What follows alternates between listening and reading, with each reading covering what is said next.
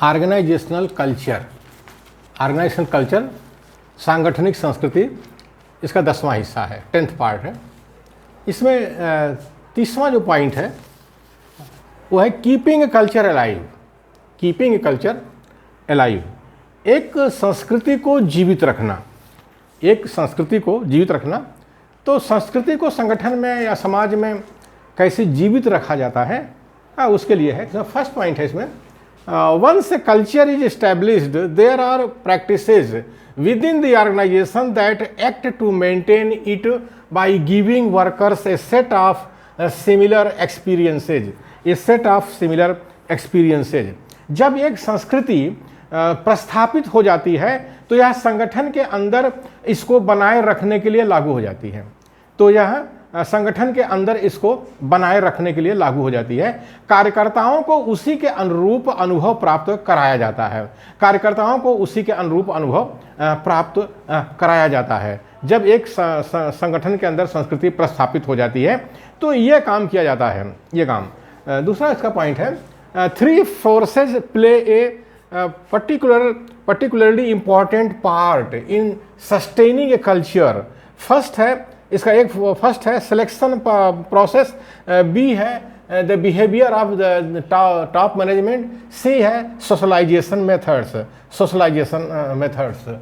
इसका यही मतलब हुआ कि एक संस्कृति को बनाए रखने के लिए, एक संस्कृति को बनाए रखने के लिए 3 शक्तियां महत्वपूर्ण भूमिका निभाती हैं। 3 शक्तियां महत्वपूर्ण भूमिका निभाती हैं। पहली है सिलेक्शन प्रोसेस, चयन प्रक्रिया। सिलेक्शन प्रोसेस माने चयन प्रक्रिया। दूसरा है शीर्ष पदाधिकारियों का व्यवहार, the behaviour of top management, the behaviour of top management. तीसरा है इसका सोशलाइजेशन मेथड्स।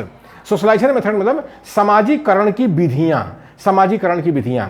तो ये जो चयन प्रक्रिया है, चयन प्रक्रिया का मतलब होता है कि संगठन के अंदर सदस्यों का जो चयन किया जाता है वो किस तरह से किया जाता है। अब जैसे सुप्रीमो तानाशाह है तो वो जो है संगठन के अंदर सुप्रीमो तानाशाही चलती रहे, उस संस्कृति को बनाए रखने के लिए वो ऐसे लोगों को चयन करेंगे जो उनके ऊपर कोई प्रश्न ना करे, जो लोकतंत्र की वहाँ बात ही ना करे, ऐसे लोगों को वो करेंगे। तो जाहिर है कि संगठन के अंदर दलाल और भड़ुए आएंगे और चमचे और भगत आएंगे।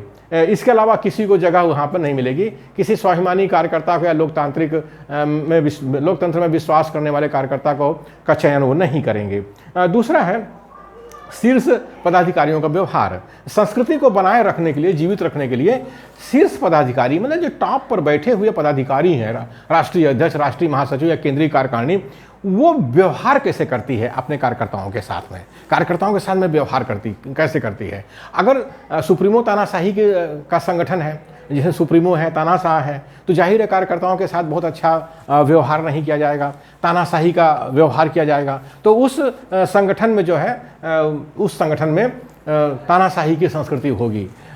लेकिन अगर शीर्ष जो अधिकारी हैं उनका व्यवहार लोकतांत्रिक है तो उस संगठन के अंदर जो है लोकतांत्रिक संस्कृति पनपेगी। और तीसरा इसमें है सोशलाइजेशन मेथड, कि कार्यकर्ताओं का सोशलाइजेशन कैसे किया जाता है, समाजीकरण कैसे किया जाता है, यानी संगठन के रूल्स रेगुलेशन को कैसे उनको समझाया जाता है, समाज के रूल्स रेगुलेशन को उनको कैसे समझाया जाता है। तो इसका 31st पॉइंट है सोशलाइजेशन। मतलब इसमें भी 3 कंडीशन है, 3 फेस हैं। प्री अराइवल स्टेज, सेकंड है इनकाउंटर स्टेज, थर्ड है मेटामॉर्फोसिस स्टेज, और फोर्थ है the outcomes of socialisation. Fourth है द आउटकम्स ऑफ सोशलाइजेशन।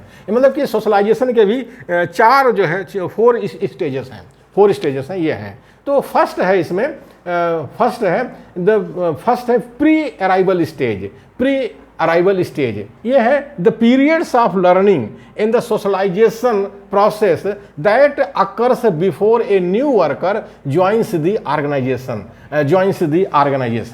तो सोशलाइजेशन जो होता है, ये प्रक्रिया क्या है, a process that adopts workers to the organisation से कल्चर, इसको समाजीकरण कहते हैं, सोशलाइजेशन इसी कहते हैं। A process that adopts workers to the organisation से कल्चर, ये वो प्रक्रिया है। समाजीकरण क्या है? ये वो प्रक्रिया है जिससे कार्यकर्ता संगठन की संस्कृति के साथ अभ्यस्त होता है, संगठन की संस्कृति के साथ अभ्यस्त होता है। तो पहली जो इसमें स्टेज है आने से पूर्व की अवस्था यानी प्री अराइवल स्टेज है। दूसरा है इसमें भिड़ंत अवस्था मतलब इनकाउंटर स्टेज है। और थर्ड है इसमें मेटामॉर्फोसिस स्टेज, रूपांतरण अवस्था है। और फोर्थ है इसमें द आउटकम्स ऑफ सोशलाइजेशन, समाजीकरण के परिणाम।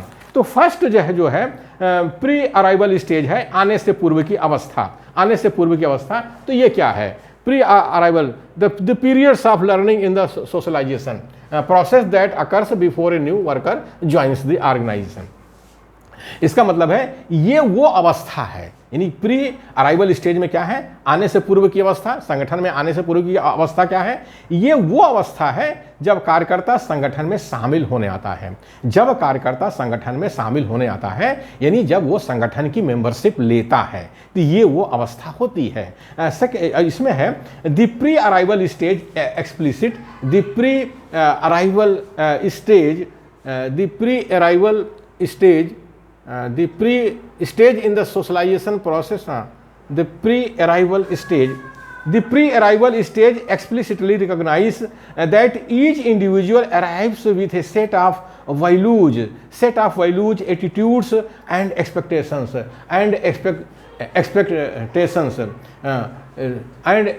expectations तो इसका मतलब ये हुआ कि आने से पूर्व की अवस्था में ऐसा माना जाता है, आने से पूर्व की अवस्था में ऐसा माना जाता है कि प्रत्येक व्यक्ति अपने साथ अपनी सोच, मूल्य एवं उम्मीदें लेकर आता है, मूल्य एवं उम्मीदें लेकर के आता है। ये है आने से पूर्व की अवस्था में ये होता है कि ऐसा माना जाता है कि प्रत्येक व्यक्ति अपने साथ अपनी सोच, मूल्य एवं उम्मीदें लेकर के आता है, यानी एक्सपेक्टेशंस है, इसकी एक्सपेक्टेशंस है। What the organization is really live. इसमें है इनकाउंटर स्टेज, ये इनकाउंटर स्टेज में है। इनकाउंटर स्टेज में है भिड़ंत अवस्था। भिड़ंत अवस्था क्या है?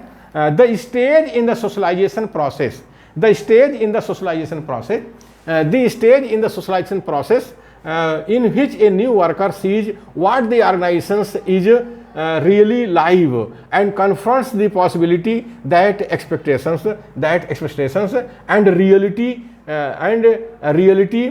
may diverge। इसका मतलब ये हुआ कि भिड़ंत अवस्था मतलब इनकाउंटर स्टेज,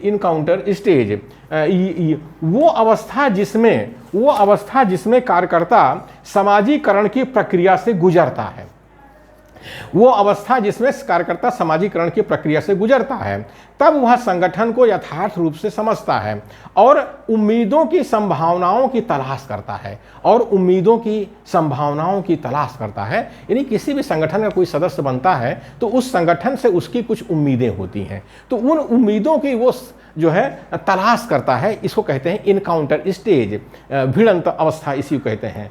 थर्ड इसका पॉइंट है metamorphosis stage, the stage in the socialisation process in which a new worker change and adjust to the job, work group and organisation.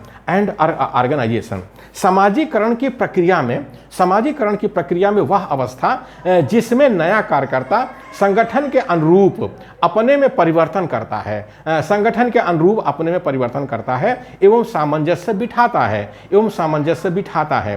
तो ये रूपांतरण की अवस्था होती है। यही वो अवस्था होती है जिसमें कार्यकर्ता जो है तानाशाही को पसंद करता है, सुप्रीमोगिरी को तानाशाही को पसंद करता है, तब वो आता है। और जिसको नहीं पसंद है तो इसी अवस्था में वो अलग भी हो जाता है कि मुझे ये नहीं चाहिए, हम सुप्रीमोगिरी और तानाशाही में काम नहीं कर सकते हैं। अब लेकिन मूल्यवासी बहुजन के जो हमारा देश के अंदर समस्या है, मूल्यवासी बहुजन की भारत देश के अंदर समस्या है कि इसके सारे के सारे संगठन सब ऐसे ही सुप्रीमोगिरी चलती है, तानाशाही चलती है, तो कार्यकर्ता कहाँ जाएँ?